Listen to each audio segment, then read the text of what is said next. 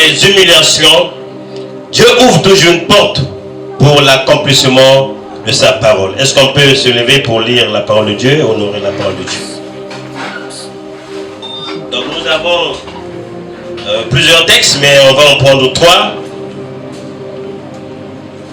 Le premier texte est tiré dans le livre de Genèse, le chapitre 3, le verset 15. Genèse 3, 15. Nous lisons au nom de notre Seigneur Jésus-Christ. Je mettrai inimitié entre toi et la femme, entre ta postérité et sa postérité. Celle-ci t'écrasera la tête et tu lui blesseras le talon. Notre deuxième texte est tiré toujours du livre de Genèse. Genèse chapitre 37. Ceux qui viennent aux enseignements, nous allons nous retrouver, Genèse 37, à partir du verset 27 à 23.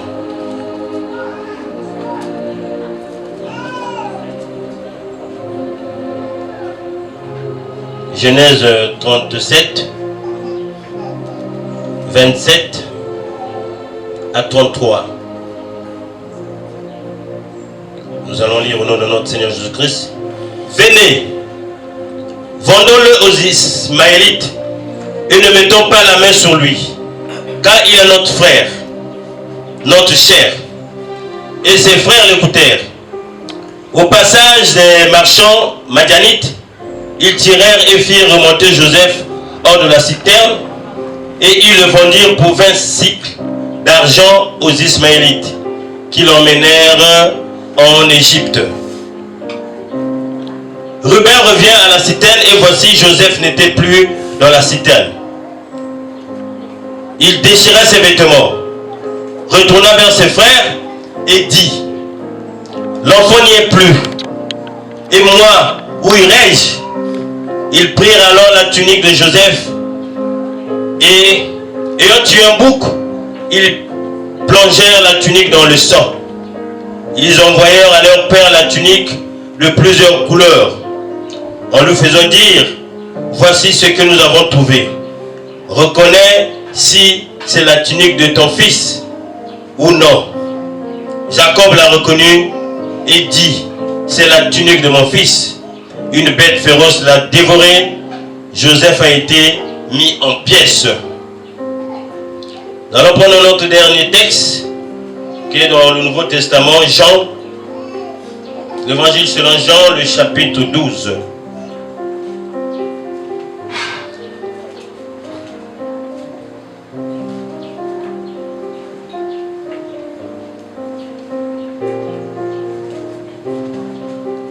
Jean 12, du verset 24 au verset 26. En vérité, je vous le dis, si le grain de blé qui est tombé en terre ne meurt, il reste seul. Mais s'il meurt, il porte fruit. Celui qui aime sa vie la perdra. Et celui qui aime sa vie dans ce monde la conservera pour la vie éternelle. Si quelqu'un me sert, qu'il me suive. Et là où je suis, là aussi sera mon serviteur. Si quelqu'un me sert, le Père l'honnera. Amen. Amen. Nous pouvons prendre place.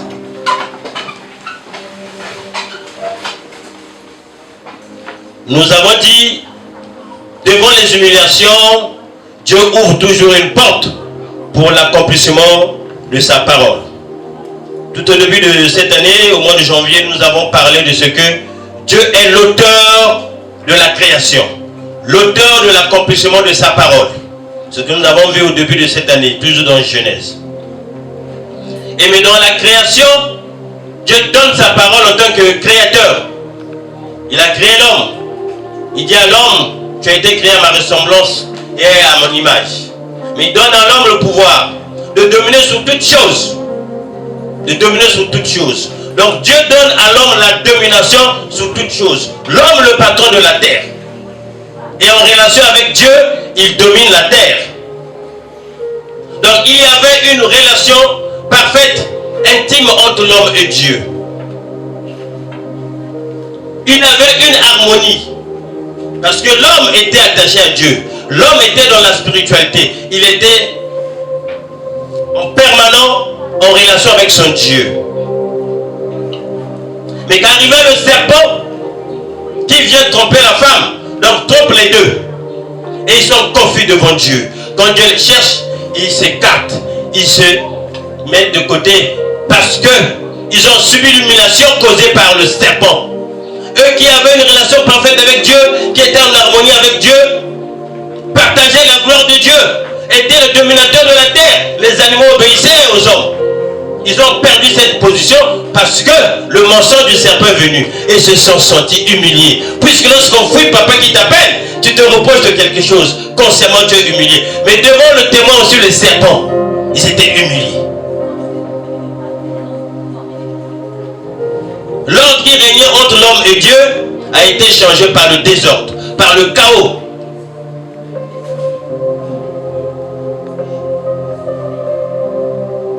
Adam et Ève ont subi l'humiliation avec un témoin, le serpent qui les a trompés. Avec leur conscience aussi comme témoin, ils étaient gênés de se mettre encore devant Dieu. Ils ont subi l'humiliation. Mais Dieu le Père dans son amour, il a dit: l'homme que j'ai créé à ma ressemblance et à mon image, je ne peux pas le laisser vivre dans l'humiliation éternelle.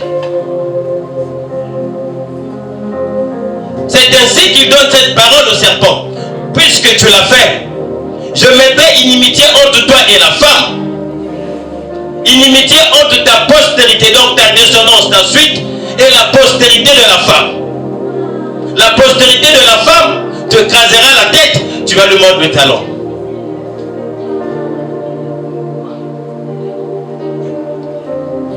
Donc l'épouse de Christ qui est l'église, il n'a pas d'amitié avec le diable. Il n'a pas d'amitié avec le serpent. Le serpent ne peut pas venir à l'église et se manifester. Non. Il sera écrasé.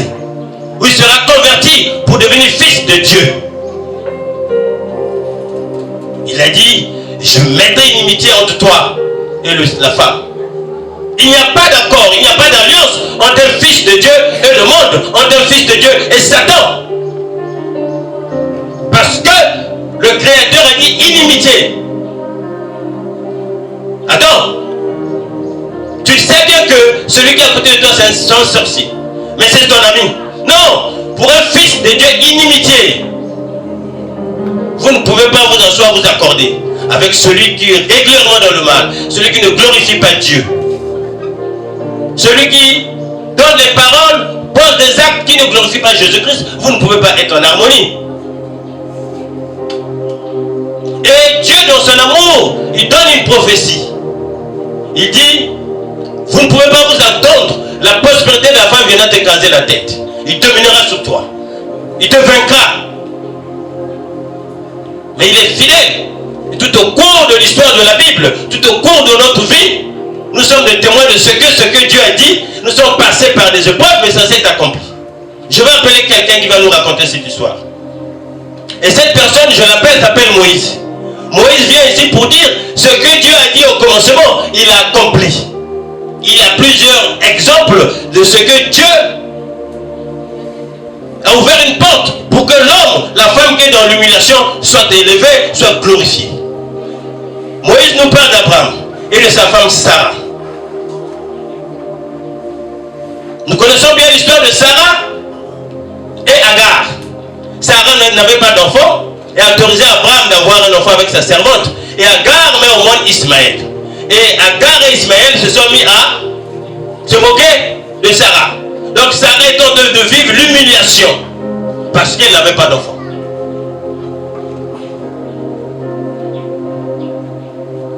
Sûrement toi aussi tu es en train de vivre l'humiliation sous une autre forme. Parce que tu ne travailles pas, on se moque de toi, on ne veut pas te respecter. Parce que tu n'as pas d'enfant, on se moque de toi. Mais ici, Moïs est en train de te rappeler qu'il y a des gens qui sont passés par les humiliations que Dieu a élevées. Il ouvre toujours une porte. On va suivre la porte que Dieu a ouverte pour Sarah. Quand Ismaël est né, Abraham présente Ismaël devant Dieu. Dieu dit: moi je ferai alliance avec ton fils que Sarah te donnera. Et tu lui donneras le nom d'Isaac. Un peu plus loin, Dieu se révèle encore à Abraham pour dire à cette même époque, au temps fixé, je reviendrai et ta femme Sarah aura un fils. Tu es en train de vivre la honte Sarah, l'humiliation Sarah, mais moi Dieu, au temps que j'ai fixé, je viendrai pour te dire, voilà le fils que tu as. Il est le Père fidèle. Il ouvre toujours une porte pour que ta honte, ta humiliation soit oubliée, soit effacée et que tu vives la gloire. Les autres ne veulent pas te voir, ne veulent pas te donner du respect, ne veulent pas te considérer. C'est rien. Cette parole est venue pour te dire que moi je suis sur le chemin de l'accomplissement. Et dans le chemin de l'accomplissement, il y a des humiliations, il y a de honte, il y a même de violence, il y a des menaces, il y a des persécutions. Tout ça, c'est pour m'accompagner vers l'accomplissement de la parole de mon Dieu.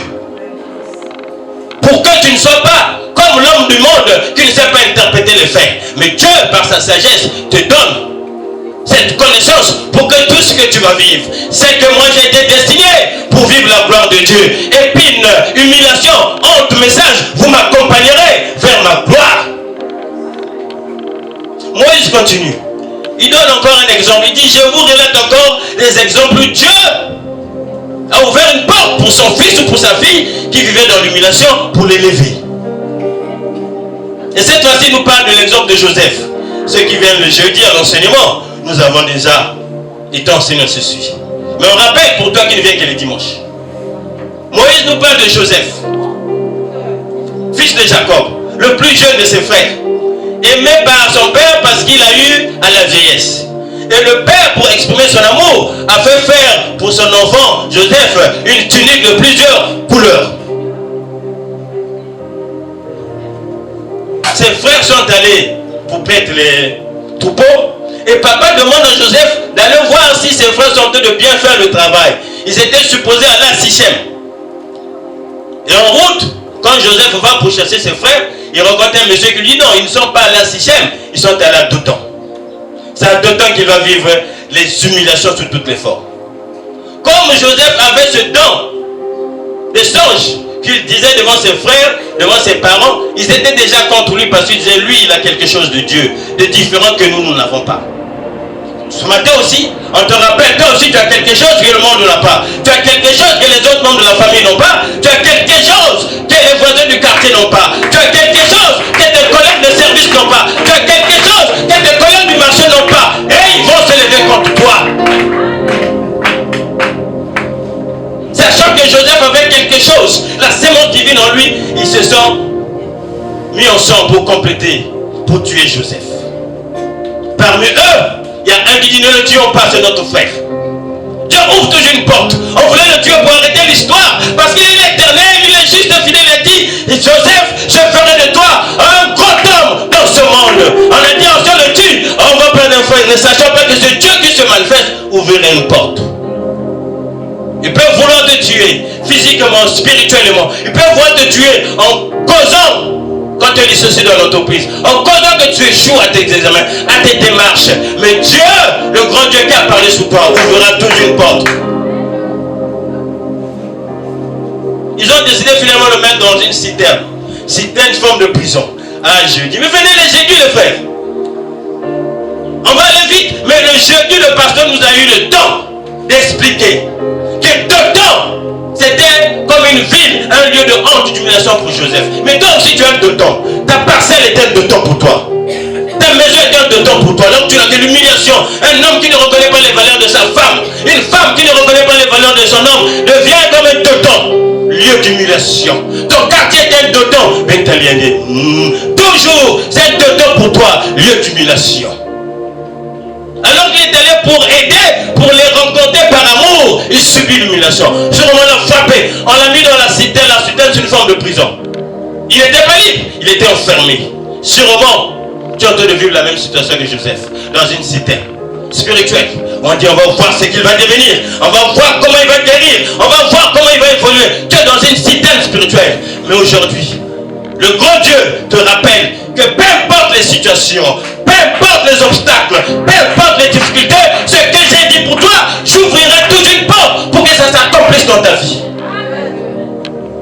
Ils l'ont vendu aux marchands, aux Ismaélites qui passaient. Et ils l'ont amené en Égypte. À Joseph, on dit toujours que Joseph c'est le type de Christ. Il est passé par plusieurs épreuves difficiles. Déjà dans la famille, dans la maison de son père, dans ses frères. Cette fois-ci, on l'amène en Égypte. Arrivé en Égypte, ils vont le vendre. Et Potiphar, un serviteur du royaume, le pharaon, le prend, l'achète. Et commence à observer qu'en ce garçon, tout ce que je confie à ce garçon prospère. Tout ce qu'il touche se développe. Il dit non, cet enfant a quelque chose. Potiphar lui donne toute sa maison. Sert. Mais je t'ai dit que l'accomplissement de la parole, de la prophétie de Dieu, s'accompagne toujours des humiliations, des combats. Au moment où Joseph pourrait se dire, bon, là j'ai retrouvé la paix, je peux glorifier mon Dieu, servir mon Dieu. Non, non, la femme de Potiphar s'élève pour dire, couche avec moi. Joseph dit non. Par amour à celui qui m'a reçu, par la crainte de mon Dieu, je ne peux pas le faire. Elle força Joseph. Joseph a refusé et déchire les habits de Joseph et crie pour dire, cet homme, cet hébreu que tu as mené à la maison, regarde ce qu'il veut faire. Humiliation sur humiliation. Joseph a été mis en prison par Potiphar. Dieu ouvre toujours les portes. La porte de Potiphar s'est fermée. Pourtant la porte de Potiphar s'était ouverte, mais la porte de Potiphar s'est fermée. Mais il est Dieu. Si toi tu ne veux pas, il va toucher quelqu'un d'autre. Si toi tu ne sers pas, il va toucher quelqu'un d'autre pour les services. Si tu ne chantes pas, il va toucher quelqu'un d'autre pour chanter. Si tu ne prêches pas, il va toucher quelqu'un d'autre pour prêcher. Si tu ne donnes pas pour la construction, il touchera les gens qui donneront pour son œuvre. Il est Dieu. Il ouvre toujours une porte pour l'accomplissement de sa parole. En prison, le chef de prison reçoit Joseph. Mais quand il constate que ce type est différent, c'est qu'il me raconte, non, il dit, moi je suis chef de prison, mais c'est toi qui commande. On lui a donné, Dieu ouvre encore une autre porte. En prison, on lui dit, chef de prisonnier, c'est toi. Les chansons du roi, le pharaon et les panetiers du pharaon, les chansons, c'est celui qui goûte le vin du pharaon, du roi, avant que le roi ne boive, pour des questions de sécurité. Le panetier, c'est celui qui goûte d'abord la nourriture, le pain du roi, avant que le roi ne mange. Ils ont faussé, le roi les a mis en prison. Quand ils viennent en prison, le chef de prison dit à Joseph, c'est toi le chef de prison, ils sont sous toi. Il constate que cet homme est différent. Qu'est-ce que tu dis? Moi je n'ai rien fait. J'ai été amené de mon pays vers ici, je n'ai rien fait. Je ne sais pas pourquoi je me retrouve en prison. Les deux racontent leurs rêves. Joseph donne l'interprétation de rêve. Il dit non, ce type-là est exceptionnel. Ce type-là est exceptionnel. Ce type-là est exceptionnel. Il a quelque chose que moi je n'ai pas. Il a quelque chose que nous les autres prisonniers, nous n'avons pas. Il est différent. Parce qu'il est sous la promesse de Dieu. C'est Dieu juste et fidèle. Lorsqu'il a parlé à ta vie, ne minimise pas la parole de Dieu. Il a parlé, ça se fera. Les gens vont voir l'étoile, la grâce qui est sur toi. Dans la prison, ils se sont dit non, lui il est différent. À la veille d'une cérémonie, Dieu, bon, le roi dit, bon, il faut que mon chanson et le panetier viennent quand même pour me servir. Et quand ils viennent, en ce moment, qu'ils se rendent compte que le roi aussi a une difficulté. Le roi a fait un songe sans interpréter. Dit, en prison, nous avons croisé quelqu'un qui est différent. En prison, nous avons croisé quelqu'un qui est exceptionnel. Il est dans l'explication des songes. C'est alors que Joseph sort. Une porte s'ouvre encore cette fois-ci. Mais Dieu est merveilleux, frère. Je dis, ceux qui étaient là nous a déterrés, que Dieu est merveilleux. Il va t'amener au sommet. Il va t'amener à la gloire. Mais te dis, c'est que tu passeras par les épreuves. Tu passeras par les humiliations. Tu passeras par les menaces. Tu passeras par la honte avant que je te lève. Voilà pourquoi ta parole dit, celui qui se rabaisse, moi je vais le lever. Il donne l'explication du songe de Pharaon. Pharaon dit, il n'y a jamais eu d'homme comme ça en Égypte. Il n'y a jamais eu d'homme comme ça en Égypte. Oh, je vais revenir. On va revenir lorsqu'on parlait de lui-même. Oh, il n'y a jamais eu d'homme comme ça en Égypte. Il dit, je suis le Pharaon. Je te nomme gouverneur. Là où je suis, tu es là. En dehors de toi, plus personne ne peut parler. Et Joseph avait un char. Derrière le premier char du Pharaon, c'était le char de Joseph. Voilà pourquoi on parlait. Oh, fils de Jacob, il a un char. Ça, c'est le char de Jacob. Pharaon l'a élevé. Il est devenu gouverneur de l'Égypte. Toujours une porte pour toi. Peu importe ta situation, Dieu, il est juste et fidèle. Ce qu'il a dit, il fera.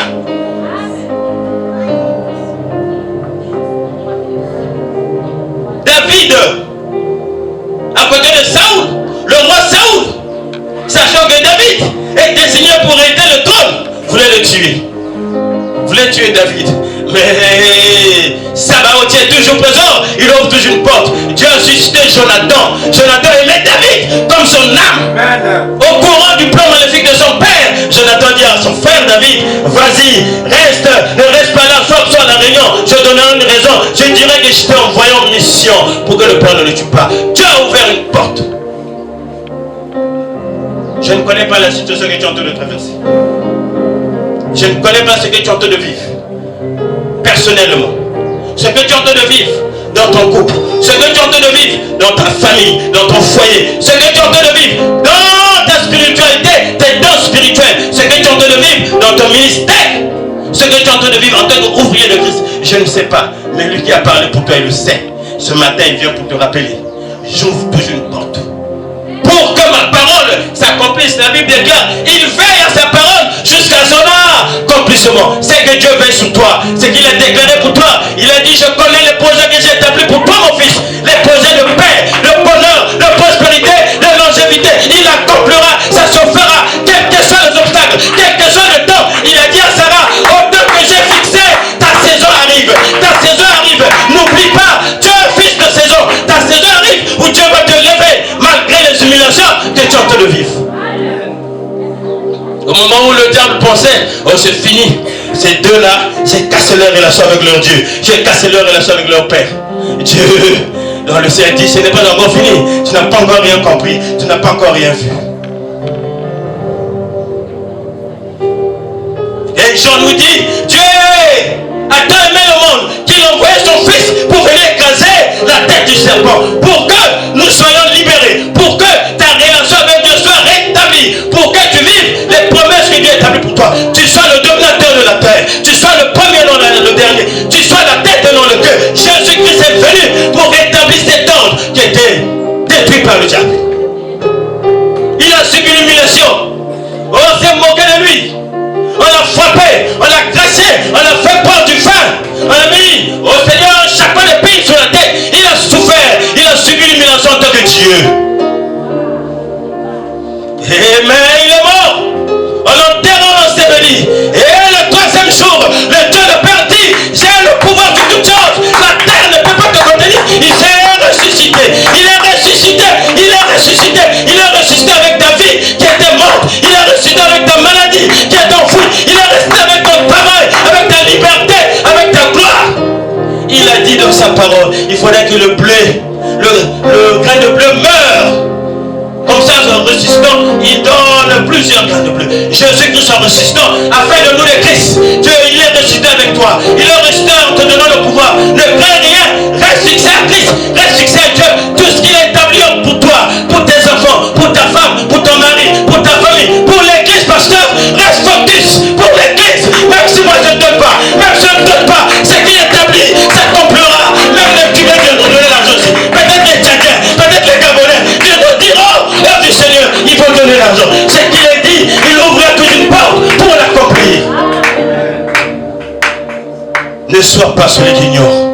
Ne vis pas comme un ignorant. Nous avons la parole qui donne la sagesse, la connaissance céleste pour interpréter les faits de notre vie.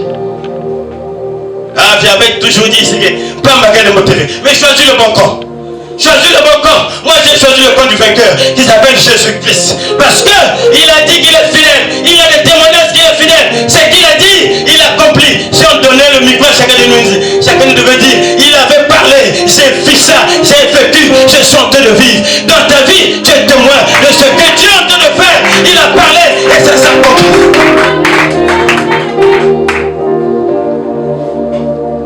Que l'Éternel touche ton cœur pour que tu retiennes ça. Pour que tu domines sur le monde, c'est la parole de connaissance.